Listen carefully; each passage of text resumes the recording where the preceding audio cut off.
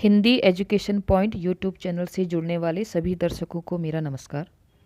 समय की कीमत और एक एक अंक की कीमत अगर किसी से जाननी हो तो उससे जानो जिसका कुछ सेकंड पहले ही गाड़ी छूट गई हो या जिसका कुछ 0.25 से सिलेक्शन रह गया हो। तो प्रतिभागियों, मेरे कहने का अर्थ ये है कि समय के महत्व को समझो तो एक सेकंड एक मिनट भी बहुत है और नहीं समझो तो एक घंटा भी कुछ नहीं है। उसी प्रकार अंक, चाहे वो किसी आसान प्रश्न की वजह से आपके गए हों, चाहे कठिन प्रश्न की वजह से गए हों, परीक्षा में एक एक अंक बहुत ही महत्वपूर्ण होता है। आप सभी जानते हैं कि जो प्रतिस्पर्धा का स्तर है, जो कंपटीशन का स्तर है, वो दिन पर दिन बढ़ता जा रहा है और इससे क्या हो रहा है कि एक एक अंक हमारे लिए बहुत ही महत्वपूर्ण है। तो यहाँ पर इस चैनल के माध्यम से आप सभी जानते हैं कि उत्तराखंड से संबंधित एक सीरीज चलाई जा रही है जिसमें महत्वपूर्ण प्रश्नों का संकलन यहाँ पर मैं आपके लिए लेके आ रही हूँ।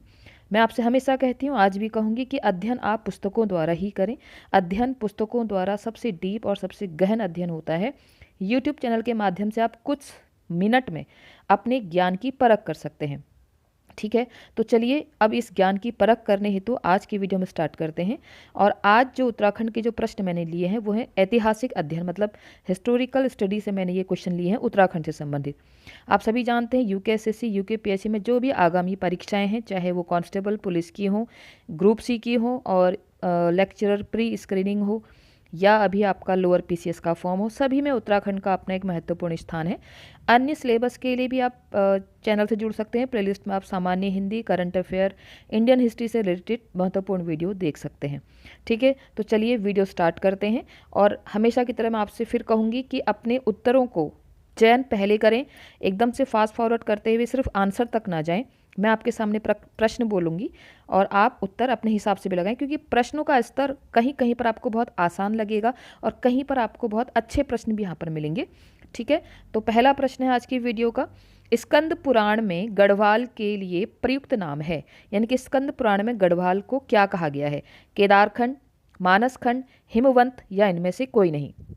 तो इसका सही उत्तर है ऑप्शन नंबर ए, केदारखंड। तो गढ़वाल के लिए केदारखंड है। तो आप सभी जानते हैं कुमाऊं के लिए क्या है। ये आपके लिए होमवर्क या आप कमेंट बॉक्स क्वेश्चन है, बहुत इजी क्वेश्चन है। स्कंद पुराण में गढ़वाल के लिए केदारखंड है, तो कुमाऊं के लिए क्या कहा गया, ये आप मुझे कमेंट बॉक्स में बताएंगे। ठीक है, अगले प्रश्न की तरफ बढ़ते हैं। अगला प्रश्न है, निम्न में से किस क्षेत्र को कुमाऊं का बारदोली कहा जाता है? ठीक है, इसी में आपको एक पेंडिंग क्वेश्चन और देती हूँ कि गढ़वाल का बारदोली किसे कहा जाता है। यहाँ पर बात हो रही है कुमाऊं का बारदोली किसे कहा जाता है? भाबर क्षेत्र, सल्ट क्षेत्र, किच्छा क्षेत्र या गढ़वाल क्षेत्र?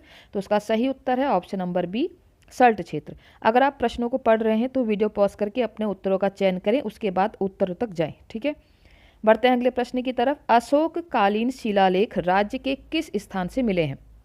श्रीनगर से, केदारनाथ से, कालसी से या देहरादून से? तो उसका सही उत्तर है ऑप्शन नंबर सी, कालसी से अशोक कालीन शिलालेख मिले हैं। उत्तराखंड राज्य की यहाँ पर बात हो रही है, ये सभी प्रश्न उत्तराखंड राज्य से हैं। तो अशोक कालीन शिलालेख उत्तराखंड राज्य के अंदर कहाँ मिले हैं? कालसी में मिले हैं। अगला प्रश्न है, कालिदास ने अभिज्ञान शाकुंतलम की रचना पौड़ी स्थित कण्वाश्रम में की थी। एक प्रश्न का उत्तर हमें ये मिला कि अभिज्ञान शाकुंतलम की रचना कालिदास ने कहाँ की थी? कण्वाश्रम में की थी, पौड़ी में की थी। ठीक है, जो निम्न में से किस नदी के तट पर था? तो प्रश्न यह है कि कण्वाश्रम जो है वो किस नदी के तट पर है? यमुना, भागीरथी, अलकनंदा या मालिनी? तो उसका सही उत्तर है ऑप्शन नंबर डी, मालिनी नदी के किनारे क्या बसा है? कण्वाश्रम बसा है। और ये सभी प्रश्न प्रवक्ता परीक्षा और ग्रुप सी की परीक्षाओं में आए हुए प्रश्न हैं। प्रश्नों की भाषा बदल दी जाती है, तो इसमें जैसे प्रश्न बदल के ये आ सकता है कि कालिदास ने अभिज्ञान शाकुंतलम की रचना किस जिले में की? तो आंसर होगा पौड़ी। ठीक है, इस प्रकार से प्रश्नों का चयन होगा, तो आप प्रश्न निर्माण भी स्वयं करें। अगला प्रश्न है, निम्न में से कौन एक उत्तराखंड के इतिहासकार नहीं है? प्रश्न नहीं है, प्रश्नों में जरूर ध्यान दें कि नहीं है पूछा है या है पूछा है। तो अगर एक नहीं है तो अन्य सभी क्या होंगे? उत्तराखंड के इतिहासकार होंगे। हरिकृष्ण रतूड़ी, ठीक है, ये खुड़ी लिखा है, रतूड़ी होगा ये। हरिकृष्ण रतूड़ी, बद्रीदत्त पांडे, चंद्र सिंह गढ़वाली या शिव प्रसाद डबराल? तो उसका सही उत्तर है ऑप्शन नंबर सी, चंद्र सिंह गढ़वाली। ये इतिहासकार नहीं है, अन्य सभी क्या हैं? इतिहासकार हैं। अगला प्रश्न है, कुमाऊं में गोरखा शासन कब स्थापित हुआ? देखिए यहाँ पर ऐतिहासिक अध्ययन में हम राजनीतिक भी देख रहे हैं और अन्य भी देख रहे हैं, तो आप यहाँ पर आपको अच्छा प्रश्नों का सिलेक्शन मिलेगा और यहाँ से काफ़ी अधिक मात्रा में प्रश्न आते हैं परीक्षा में। कुमाऊं में गोरखा शासन कब स्थापित हुआ? बात कुमाऊं की हो रही है। ठीक है, 1790, 1792, 1815 या 1865। आप सभी जानते हैं कुमाऊं में शासन कब हुआ, गढ़वाल में कब हुआ। तो एक प्रश्न के साथ आपके पास भी दूसरा प्रश्न आता है कि गढ़वाल में गोरखा शासन कब हुआ। तो प्रश्न यहाँ पर कुमाऊं में है, गढ़वाल शासन वाला आप खुद बताएंगे। कुमाऊं में गोरखा शासन कब स्थापित हुआ, 1790, 1792, 1815 या 1865। तो इसका सही उत्तर है ऑप्शन नंबर ए, 1790। देखिए प्रश्न इस प्रकार भी आ सकता है कि उत्तराखंड के अंदर कुमाऊं में या गढ़वाल में सबसे पहले गोरखा ने अपना शासन कहाँ स्थापित किया। देखिए प्रश्न इस प्रकार से भी बन सकते हैं, आपको चयन करना है सही से। अगला प्रश्न है, विशेष रूप से किस देवता से कटारमल मंदिर संबंधित है। यानी कि इन शॉर्ट प्रश्न ये है कि कटारमल मंदिर में किस देवता को रखा गया है, किस देवता की पूजा होती है, शिव, सूर्य, गणेश या कार्तिकेय। तो उसका सही उत्तर है ऑप्शन नंबर बी, सूर्य।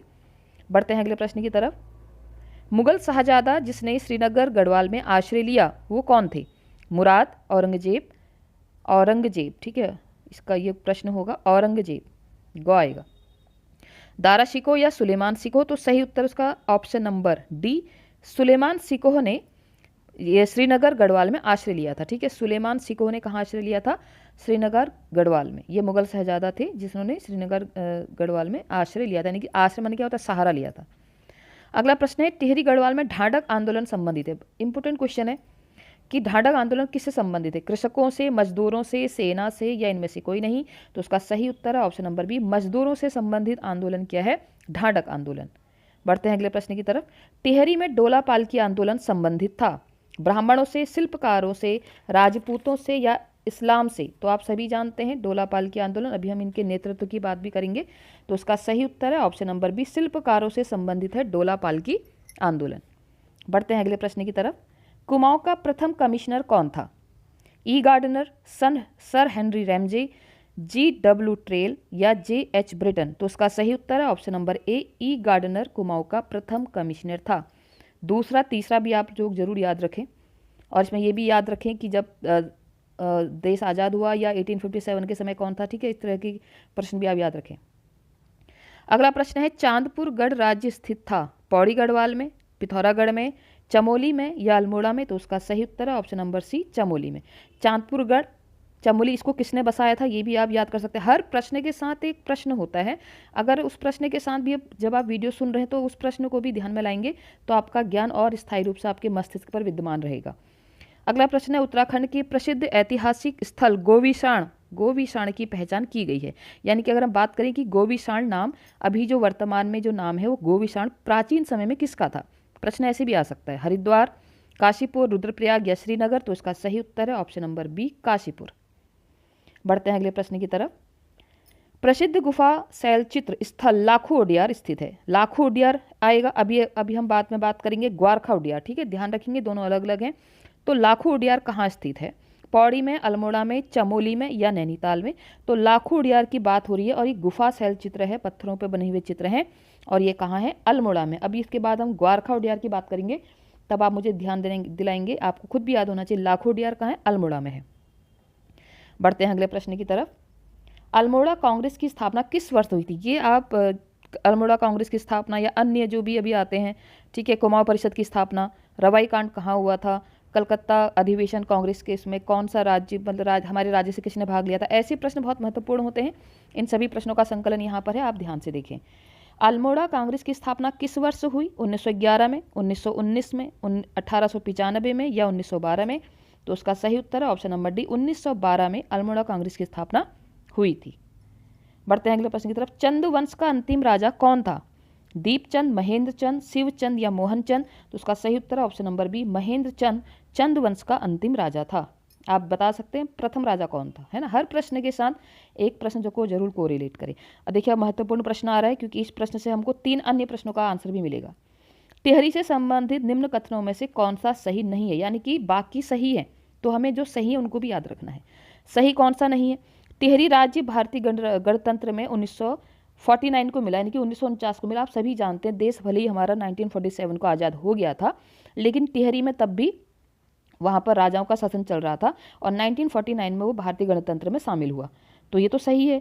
टिहरी बांध 1972 में प्रस्तावित किया गया, ये भी सही है। तो एक उत्तर हमें ये भी मिलता है कि टिहरी बांध कब प्रस्तावित किया गया था, 1972 में प्रस्तावित किया गया था। आप ये भी जान सकते हैं या समझ सकते हैं कि इसका जो नक्शा है या इसको बनाने में किस देश के किसी ने भाग लिया और इसकी ऊंचाई लंबाई सब ये सब चीज़ें इसके एडिशनल प्रश्न है। इस किसी भी टॉपिक के साथ सिर्फ लिमिटेड नॉलेज ना रखिए। आप सभी जानते हैं कि विस्तृत अध्ययन है और बहुत ज़्यादा कंपटीशन है, तो आपको प्रश्नों के साथ प्रश्न सम्मिलित करने पड़ेंगे। अगला है टिहरी बांध ने टिहरी नगर को निगल लिया। ये भी बात सही है।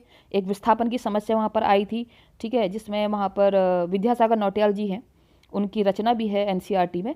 तो उन्होंने वहाँ पर इसका बड़ा विरोध किया था क्योंकि गांव से गांव वहाँ पर ख़त्म हो गए थे। तो ये भी सही है। अगला है टिहरी के पश्चात विलय के पश्चात टिहरी क्षेत्र को काटकर एक मंडल के रूप में गठित किया गया। यही सही नहीं है, तो यही हमारा उत्तर है, ठीक है। यानी कि बाकी आपको याद रखने हैं। 1949 में गणतंत्र में मिला, 1972 में टिहरी बांध प्रस्तावित किया गया और टिहरी बांध ने टिहरी नगर को निगल लिया। ये आंसर सही है, ठीक है। लेकिन अभी यहाँ पर क्वेश्चंस के इसके हम परिप्रेक्ष्य में देखें तो उसका आंसर क्या है, डी है। बढ़ते हैं अगले प्रश्न की तरफ। सरला बहन का मूल नाम क्या था, ठीक है। सरला बहन का मूल नाम क्या था, प्रश्न ये है। Catherine Heilman, Annie Besant, Nightingale, Florence या उपरोक्त में से कोई नहीं। तो उसका सही उत्तर है ऑप्शन नंबर ए, कैथरीन हेलीमन सरला बहन का मूल नाम था। ऐसे नाम भी आते हैं। मूल नाम क्या था, कहाँ से आए थे, कहाँ तक रहे, कौन सा आश्रम बनाया। बेगार आंदोलन कब और कहाँ से आरंभ हुआ। आप बेगार आंदोलन का मतलब तो आप जानते हैं, इससे पहले की वीडियो मैंने आपको बताया था, जब यहाँ पे मैंने महत्वपूर्ण आंदोलन बताए हैं तो बताया था कि बेगार आंदोलन वो होता है जहाँ पर हमसे कार्य तो कराया जाता है लेकिन उसके हमें कोई आप कह सकते हैं पैसा नहीं मिलता है, ठीक है, बिना आमदनी का हमसे काम करवाया जाता है, उसको बेगार आंदोलन बोलते हैं। तो कब बेगार बोलते हैं, ठीक है। आंदोलन तो चलाया गया, जब बेगार हो रहा था तो आंदोलन चलाया गया। आप सभी जानते हैं अंग्रेज जब यहाँ उत्तराखंड में रहते थे तो कुछ ना किसी रूप में भारतीयों से सेवा लेते थे बिना शुल्क की, तो उसको बेगार कहते थे। फिर उसी के विरोध में जो आंदोलन हुआ उसको बेगार आंदोलन कहते हैं। तो कब और कहाँ से आरंभ हुआ, इंपॉर्टेंट क्वेश्चन है। 20 जनवरी 1921 को पौड़ी से, 15 जनवरी 1921 को टिहरी से, 13 जनवरी 1921 को अल्मोड़ा से या 13-14 जनवरी 1921 को बागेश्वर से। अगर आप इधर कुमाऊं के हैं या वैसे तो उत्तराखंड के, आप सभी को पता होगा कि बागेश्वर में मेला लगता है, ठीक है, 14 जनवरी के आसपास। तो ये कहते हैं कि उसी समय जब गोमती नदी में रजिस्टर बहा दिए थे। किसने बहाए थे, ये आपके लिए एडिशनल क्वेश्चन है। तो इसका आंसर क्या है, option number D. Option number D 13-14 जनवरी को 1921 बागेश्वर से, ठीक है। तो कहते हैं कि रजिस्टर में हिसाब किताब होता था कि अब कौन उनकी सेवा करने के लिए वहाँ जाएगा, कौन बोझ उठाने जाएगा, कौन उनके लिए भोजन पकाएगा, ये सब काम होते थे। तो इस आंदोलन को क्या करा, रजिस्टर ही नदी में बहा दिए थे 13-14 जन। तो वहीं से कहते हैं कि इस आंदोलन की शुरुआत हुई। अगला प्रश्न है, अल्मोड़ा में होम रूल लीग की स्थापना कब हुई। होम रूल लीग की स्थापना अल्मोड़ा में कब हुई, 1914, 1913, 1916 में या 1917 में। तो उसका सही उत्तर है ऑप्शन नंबर ए, 1914 में अल्मोड़ा में होम रूल लीग की स्थापना हुई, ठीक है। अभी हमने बात की थी अल्मोड़ा कांग्रेस की स्थापना कब हुई थी, 1912 में, ठीक है। ऐसे याद रखेंगे आप, जो अल्मोड़ा कांग्रेस की स्थापना तो 1912 में हुई थी और अल्मोड़ा में होम रूल लीग की स्थापना 1914 में हुई थी। कैसे ना कैसे आप प्रश्नों को याद करें। अगला प्रश्न है, कुमाऊं परिषद की स्थापना कब हुई। अब कुमाऊं परिषद की बात आ रही है तो 1912, 1914, 1916 या 1918। देखिए अब यह 1916। तो अभी देखिए हमने बात की सबसे पहले अल्मोड़ा कांग्रेस की 1912, उसके बाद हमने बात करी अल्मोड़ा में होम रूल लीग की स्थापना 1914। अब है कुमाऊं परिषद, तो कुमाऊं परिषद की स्थापना कब हुई, 1916। आप ईयर वाइज भी इनको लगाएंगे ना, आपको पैटर्न याद रहेगा तो आप उसको भूल नहीं पाएंगे। आप इनमें जाएंगी नहीं, 12-14 में जाएंगी नहीं, आपको पता है कि पहले कौन आए, फिर कौन आए, फिर कौन आए। किसी भी हिस्ट्री को तो वैसे भी हम अगर कहानी के रूप में याद रखें, हमको पता है कि इसके बाद ये, इसके बाद ये हो, तो हम कभी उसको ईयर वाइज भी नहीं भूल सकते हैं। बढ़ते हैं अगले प्रश्न की तरफ। रवाई कांड कहाँ हुआ था, उत्तरकाशी में, तिलाड़ी में, पौड़ी में या बागेश्वर में। तो उसका सही उत्तर ऑप्शन नंबर बी, तिलाड़ी में रवाई कांड हुआ था। अगला प्रश्न है, कुमाऊं का प्रथम स्वाधीनता संग्राम सेनानी किसे माना जाता है, कालू मेहरा को, मोहन सिंह मेहता को, बद्रीदत्त पांडे को या गोविंद बल्लभ पंत को। तो इसका सही उत्तर ऑप्शन नंबर एक, कालू मेहरा को। इन्होंने क्रांतिवीर नाम का एक संगठन भी स्थापित किया था कालू मेहरा ने, और इन्हीं को कुमाऊं का प्रथम स्वाधीनता संग्राम सेनानी कहा जाता है। अगला प्रश्न है, कांग्रेस की कलकत्ता अधिवेशन 1886। देखिए पता चला हमें कि ये बात कब की हो रही है, 1886 की बात हो रही है। राज्य से कौन उपस्थित हुए थे, यानी कि कांग्रेस का जो कलकत्ता अधिवेशन था 1886 में, तो हमारे राज्य से वहाँ कौन गया था, इंद्र सिंह जलाल, मुकुंदी लाल, ज्वाला दत्त जोशी या गोविंद बल्लभ पंत, ठीक है। तो वहाँ कौन सम्मिलित हुआ था, ऑप्शन नंबर सी, ज्वाला दत्त जोशी कांग्रेस के कलकत्ता अधिवेशन 1886 में उपस्थित हुए थे। अगला प्रश्न है शक्ति समाचार पत्र का प्रकाशन कब आरंभ हुआ? शक्ति समाचार पत्र का प्रकाशन कब आरंभ हुआ? 15 सितंबर 1918, 15 अक्टूबर 1921, 22 अक्टूबर 1921 या 15 अक्टूबर 1918? तो इसका सही उत्तर है ऑप्शन नंबर ए, 15 सितंबर 1918 को शक्ति समाचार पत्र का प्रकाशन आरंभ हुआ। गांधी जी ने कुमाऊं की यात्रा सर्वप्रथम कब की थी? ये प्रश्न बहुत बार आता है कि कुमाऊं की यात्रा सबसे पहले कब की थी? जून 1929 में, जुलाई 1929 में, अगस्त 1931 में, अक्टूबर 1931 में। ठीक है, बात हो रही कुमाऊं की, उत्तराखंड की बात नहीं हो रही। प्रश्न पे ध्यान देंगे कि कुमाऊं की यात्रा सब उन्होंने कब की थी, तो इसका आंसर है जून 1929 में।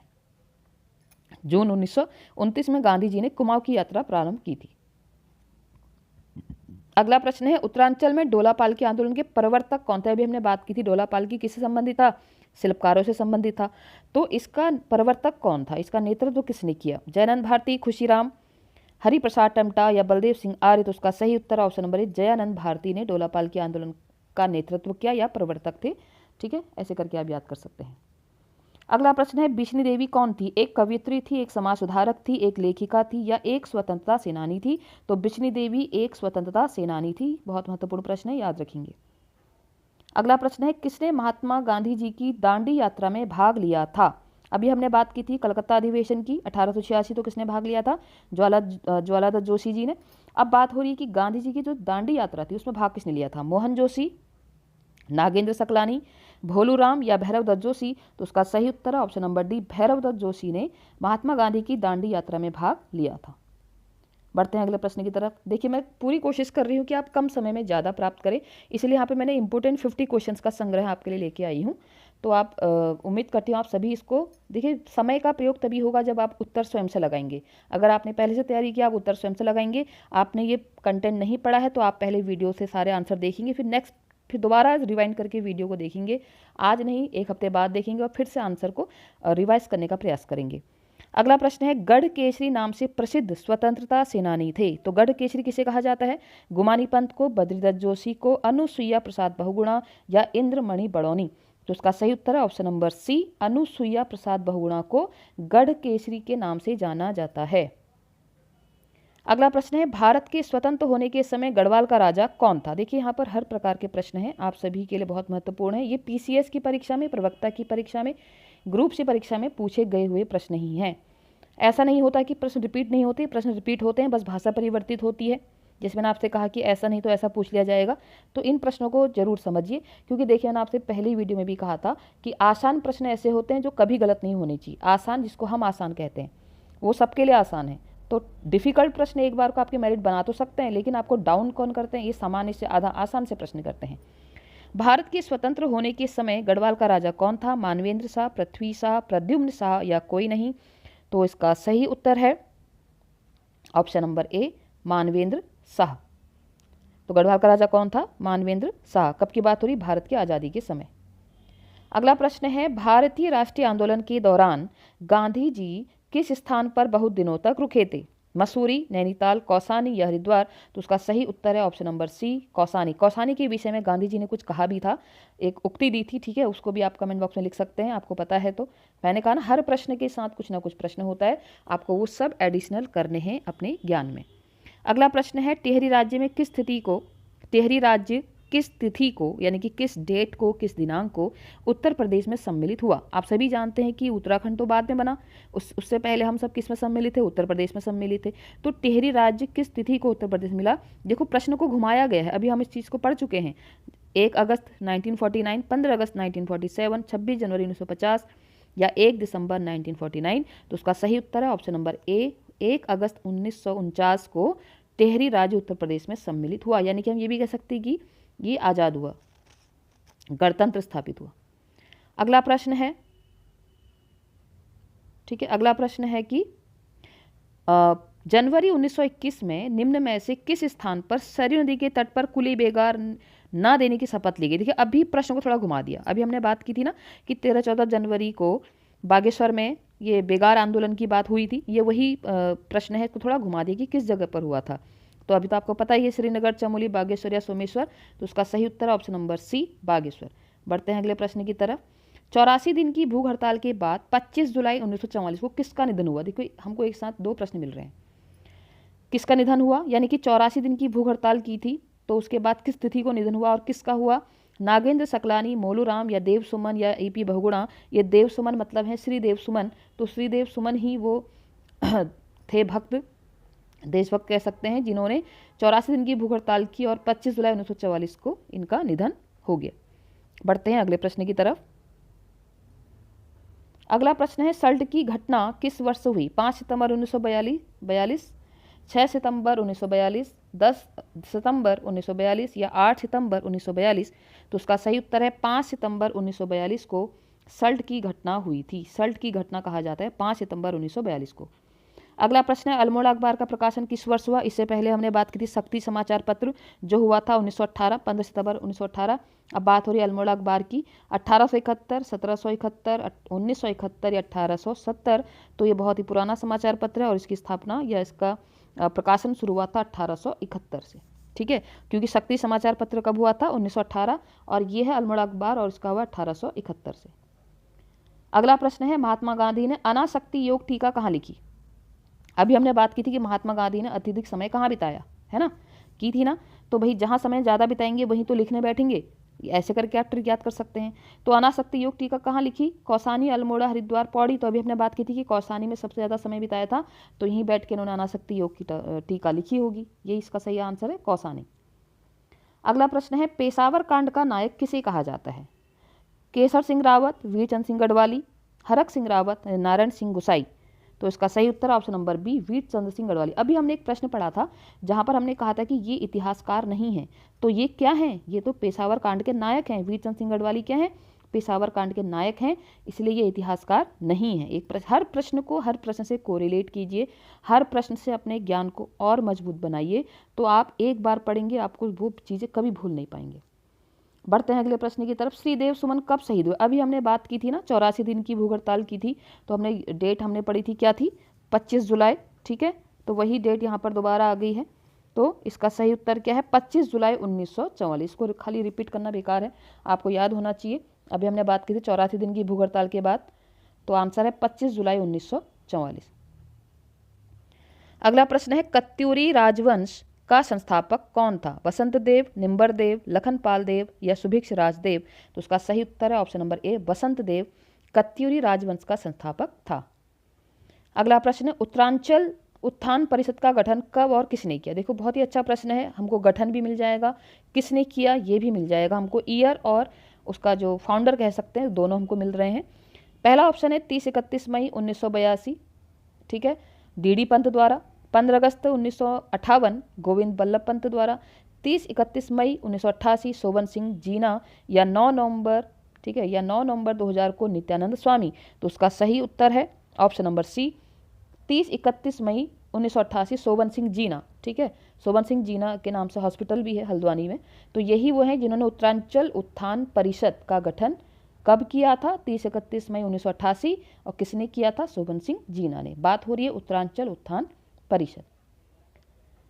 अगला प्रश्न है ग्वारख्या उड्यार स्थित, अभी हमने बात की थी लघु उड्यार की बात की थी ना, ठीक है, जो अल्मोड़ा में था। अब बात हो रही ग्वारखा उड्यार, ये कहाँ है? अल्मोड़ा में, चंपावत में, चमोली में या उधम सिंह नगर में। तो ग्वारख्या उड्यार कहाँ है प्रतिभागियों? ऑप्शन नंबर सी, चमोली में। लघु उड्यार याद रखेंगे अल्मोड़ा में है, ग्वारखा उड्यार कहाँ है? चमोली में है। अगला प्रश्न है उत्तरांचल राज्य निर्माण के समय केंद्र में किस पार्टी की सरकार थी? यानी कि जब उत्तरांचल का गठन हुआ तब उस समय जो केंद्र था उस समय किसकी पार्टी थी या किस पार्टी की सरकार थी? जनता दल, राष्ट्रीय जनतांत्रिक गठबंधन हो गए, ठीक है, गठबंधन, संयुक्त प्रगतिशील गठबंधन या भाकपा।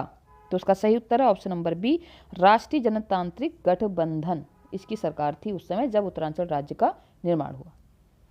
अगला प्रश्न है गढ़वाल सर्वदलित परिषद का गठन 1928 में किया था। देखिए एक तो हमें ये मिल गया कि गढ़वाल सर्वदलित परिषद का गठन कब हुआ? 1928 में हुआ। अब प्रश्न है कि किसने किया? मोहन सिंह मेहता, बद्रीदत्त पांडे, जयानंद भारती या हर गोविंद पंत। ठीक है, अगर आप थोड़ा सा ध्यान दें तो अभी हमने बात की थी किसकी?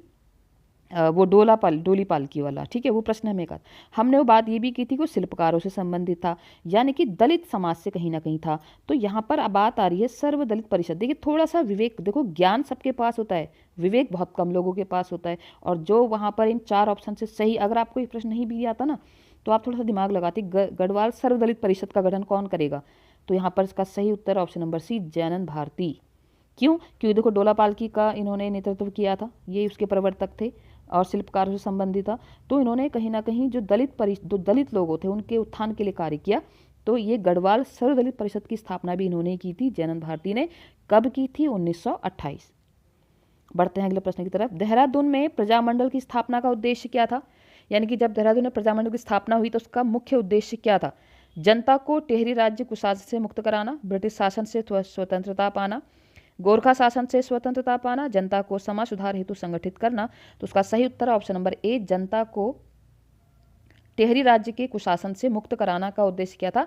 देहरादून में जो प्रजामंडल का स्थापना हुई वो इसका मुख्य उद्देश्य यही था। प्रश्न ऐसे भी आ सकता है कि टेहरी राज्य कुशासन से मुक्त करना है या टेहरी राज्य को कुशासन से मुक्त कराने के लिए किस मंडल की स्थापना हुई? तो आंसर क्या होगा? प्रजामंडल। ठीक है, अगला प्रश्न है गढ़देश सेवा संघ का गठन किसने किया? अभी बात हो रही थी गढ़वाल सर्वदलित परिषद, जयानंद भारती। अब प्रश्न है गढ़देश सेवा संघ का गठन किसने किया? अभी हमने बात की थी जिन्होंने 84 दिन की भूख हड़ताल की थी, जिनकी मृत्यु 25 जुलाई 1944 को हुई थी। ठीक है, तो देखो मैं कोरिलेट कर रही हूँ। तो अब इसका आंसर क्या होगा? बद्रीदत्त पांडे, श्रीदेव सुमन, रामपाल या गोपीचंद? तो इसका सही उत्तर है ऑप्शन नंबर बी, श्रीदेव सुमन। गढ़देश सेवा संघ का गठन किसने किया? श्रीदेव सुमन। अगला प्रश्न है उत्तराखंड क्रांति दल के प्रथम अध्यक्ष कौन थे? उत्तराखंड क्रांति दल के प्रथम अध्यक्ष कौन थे? बद्रीदत्त पांडे या बद्री पांडे, डीडी पंत, दिवाकर भट्ट या मथुरा प्रसाद? तो उसका सही उत्तर है option number B, DD Pant. I think Devi Dayal Pant इनका नाम है। तो उत्तराखंड क्रांति दल के प्रथम अध्यक्ष कौन थे? डीडी पंत। अगला प्रश्न है 1968 में खोजे गए लाखू गुफा, अभी जिसकी हमने बात की थी लाखू उडियार। अब मैंने ये प्रश्न रिपीट इसलिए लिखवाया है क्योंकि बात हमको ये पता चली 1968 में खोजा गया और इसमें क्या मिला है? इसमें मानव तथा पशुओं के चित्र प्राप्त हुए हैं और ये कहाँ है? बाड़े छिना के पास दलबैंड पर स्थित है। तो यहाँ पर हमें एक प्रश्न में कई, अब आंसर तो आपको पता है कि यहाँ पर किसकी बात हो रही है? अल्मोड़ा की बात हो रही है, आपको पता है, अभी हमने पढ़ा था। ठीक है, तो क्योंकि हमने ग्वारखा उडियार पढ़ा चमोली में, और लाखू उडियार, उडियार माने क्या होता है? गुफा तो होता है, उडियार माने गुफा।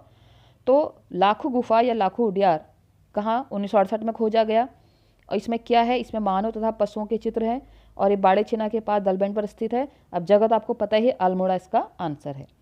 ठीक है, एक प्रश्न मैं आपके लिए छोड़ती हूँ। प्रश्न यह है कि उत्तराखंड के संबंध में प्रथम लिखित उल्लेख कहाँ मिलता है? अगर हम बात करें कि उत्तराखंड के विषय में जो अगर हम प्राचीन ग्रंथों की बात करें उसमें कहाँ उत्तराखंड का जिक्र मिलता है, वर्णन मिलता है, उल्लेख मिलता है?